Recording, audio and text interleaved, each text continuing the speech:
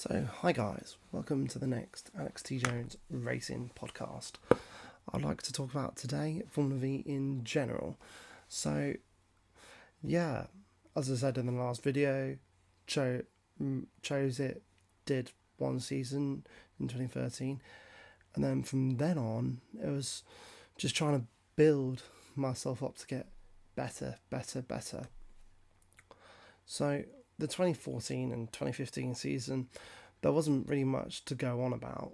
But then, because in Formula Vee, there's different number of chassis in the series, and normally it's like Formula Ford, where if you get a newer chassis, ultimately it does help improve you. But unlike Formula Ford, where you're not just focusing on mechanical grip, but the difference is the actual front part of the chassis itself, because the difference is with the suspension. And so basically you have a torsion bar at the front, and also the way the suspension layout is, you have the actual you have the actual shocks in the middle of the car for a Class A car. So like for a Class B car, you can have them on the outboard, but you can't with a Class A car, because it's ultimately there to help with zero roll. So you're not getting actual feedback from the car on how it's going to move around. So they're like differences from the Ford. But yeah, you've got different chassis. I started off in a Challenger in 2013, and when 2014 came about, it was talking with O Sport again, and Jake emailed to say, "Oh, I'm actually going to sell the Storm if you're interested." And from then on, it was like we went for a test at the end of 2013 at Donington. It was chucking it down, and but it was still a fun day, and I could see the differences, because in Formula Vee as well, you've got different way of where the centre of gravity is, down to the chassis itself, and you can have a long wheelbase or a short wheelbase, depends upon what chassis. And so you can tell the difference between every chassis. And so, yeah, 2014, I spent the season with O Sport, kept improving me towards the end of the year, managed to get one or two top tens in the end, fairly chuffed with that. And then it came to about the end of the season, and unfortunately Jake couldn't help support me for the rest of the year, which was a shame, because he was starting his own family at that time, and he wanted to have a go at Formula Ford, as he had a Formula Ford in his garage. So at Silverstone, we started talking to Bears Motorsport about me going to them for the next season. We decided to do it, and the rest of my motorsport career in Formula Vee was with Bears Motorsport. And I enjoyed the Storm, but when it came to Cadwell Park, it could handle change of direction fairly okay, but in the twisty bit before you come across the mountain, I remember in the qualifying session I had the reigning champion behind me, Paul Smith, and I remember going to the left and then the right, and then when I did the change of the right direction, I then had to recatch it. I remember Paul seeing behind me, and yeah. In amongst this time as well, it was even, I think it was 2015, there was a change of talking about tyres as well, because when I first joined, they were on the Dunlop tyre, and then all of a sudden, Dunlop didn't want to do anything else with the series. They were just done. And then by that time, the club was talking about what they wanted to do, and they decided to go with the Hoosier tyre. And to be fair to Hoosier, they gave a pretty good mould, and it was good because you could just spend one season on one set of tyres, because unlike Formula Ford, where it's not a complete slick, but it's more towards a slick, whereas with the Formula Vee, it was more towards a road tyre. So there's different characteristics between the sets of tyres as well. And so they went with the Hoosier tyres, and in 2015, so we had that. Spent the whole season on just one set of tyre, which was great.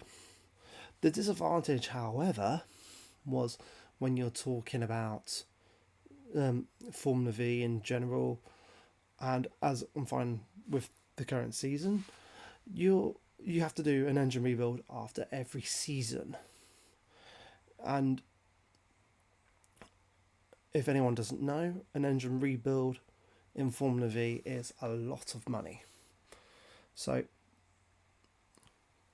there was different manufacturers at that point with the engine builders, and they weren't giving every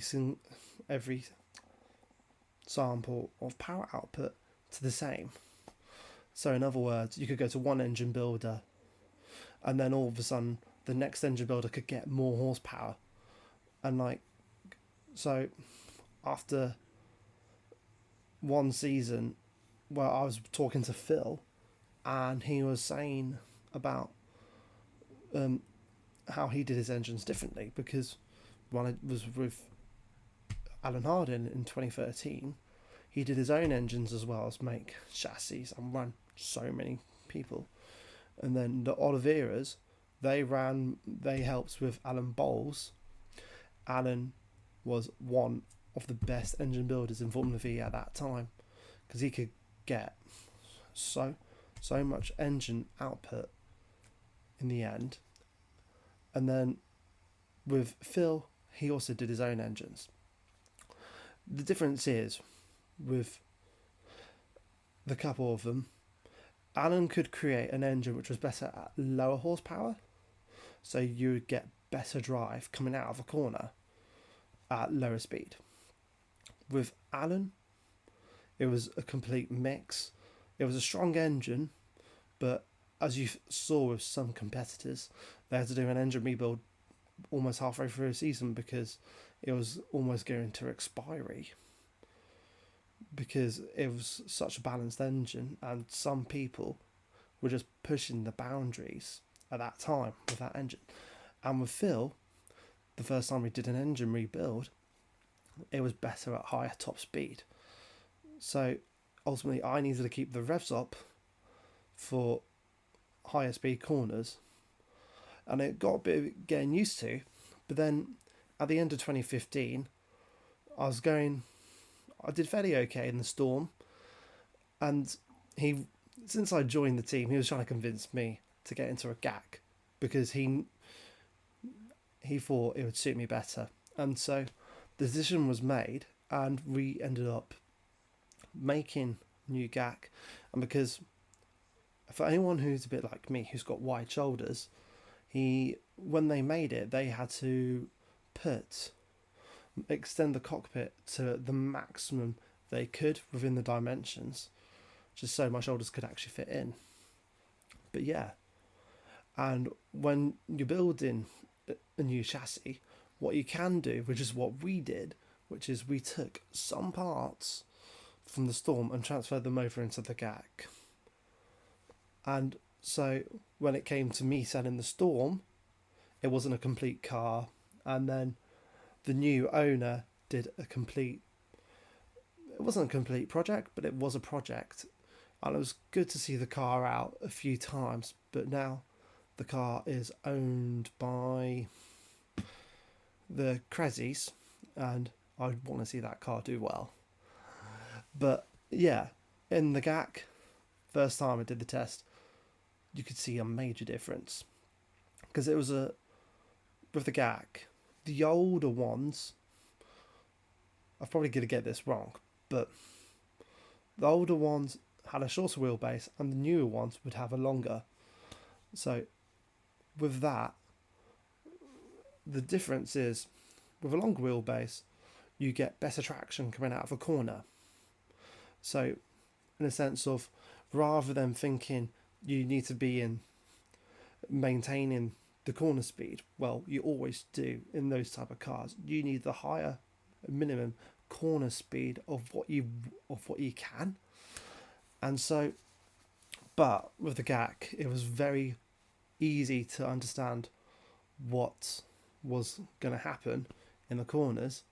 However, when it came to having a complete new car, I had to not change my driving style a bit, but I didn't have to change it massively, but I had to change it a little bit to accommodate for the changes. And so I'd have to say 2018 was probably my best season in that GAC because I started so well. But in 2016, the best position I ever got in Formula Vee was a 6 in the rain at Croft. Enjoyed it. And I just remember before that race as well, it was blue sky before we were in the assembly area. And then all of a sudden we got to the assembly area and then it just chucked it down. And there was hail as well. And we had to wait. And I was thinking, is this race going to go ahead? And it was lucky it did. I even had one spin throughout that race. I still managed to get 6.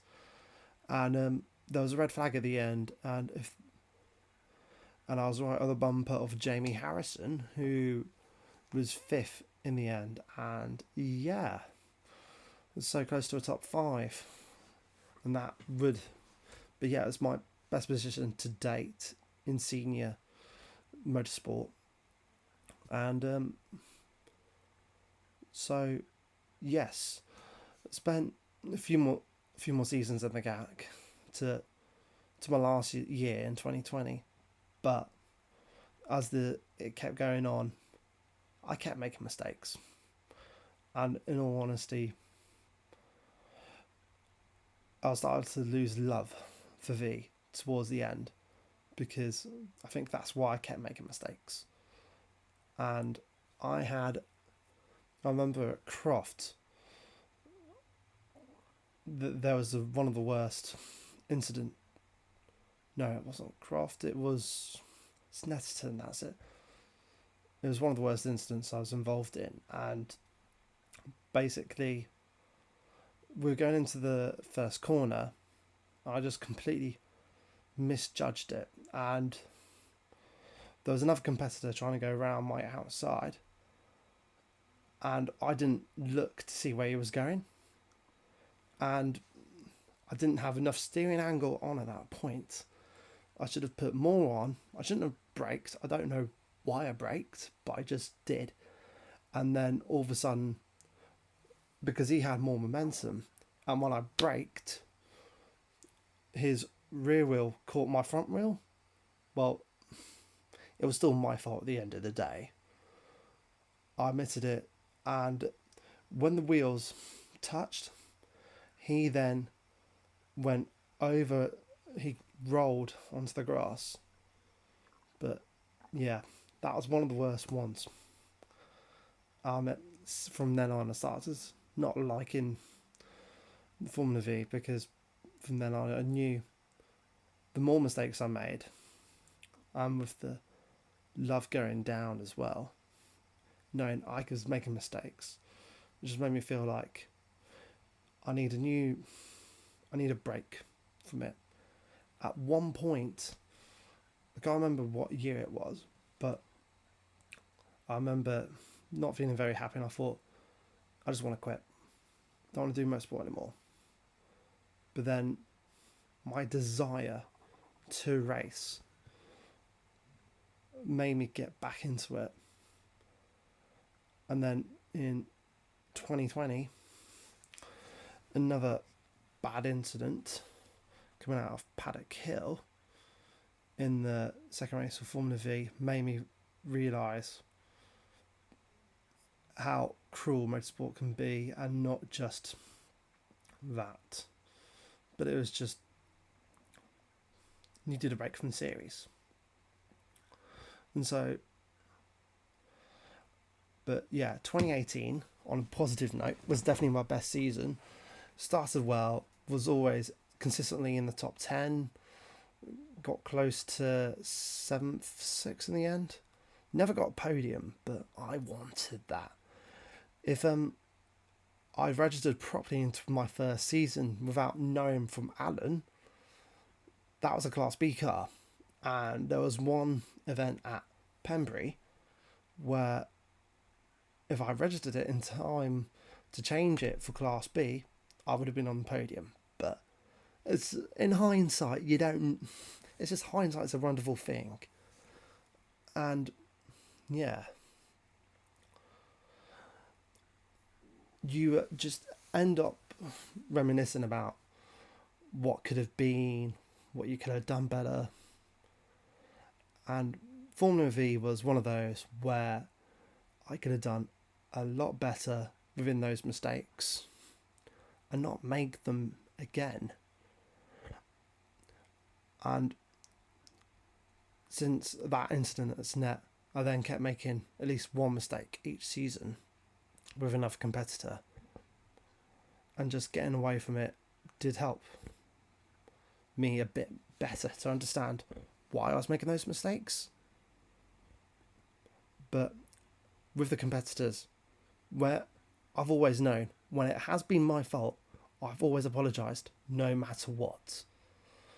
An apology, even if they're pissed off at you, knowing that you're completely in the wrong, you've ruined that weekend, you've potentially ruined everything else. Because motorsport is definitely cruel, and you don't understand from not just their point of view how bad it's gone, what you could have done better. But yeah, as I said, hindsight's definitely a different thing. And yeah, so when I was making those mistakes, it was just, these need to stop. And yeah, I definitely enjoyed Formula Vee, and there was the 50th in 2017, and that's it. In 2017, I remember I had probably the worst engine luck throughout that year, because I remember we ended up going through, I think it was 4 engines in the end, and Phil was so good with us, and because it ended up being that there was a part in at least 2 of the engines where they had gone within their warranty, and so Phil was very good with us, and I can't express my gratitude for Phil for helping us through that year, because it was a mystery to why so many engines were going for that point. And it turned out, because at the start of the year I ended up going through the gravel at Paddock, and we still believe to this day that potentially after that round, although Phil and the team thought they'd taken all the gravel out, they believe they found another piece of gravel in the next engine, which then kept ricocheting into the next few engines. But yeah, hindsight again, it's a beautiful thing, and all the memories in V were amazing. Even if, as I said about the incidents, they won't haunt me or anything like that. It's just, you have to learn from your own mistakes. And as proving in my current season, I've not made a single mistake at all, which has been superb. But yeah, I hope you enjoy listening to this, and I hope to be talking to you guys again in the new video. I'll talk about Mazda, but I'll also have another video talking about cars I've test driven throughout up to date. But yeah, thank you for listening to me, guys. Thanks.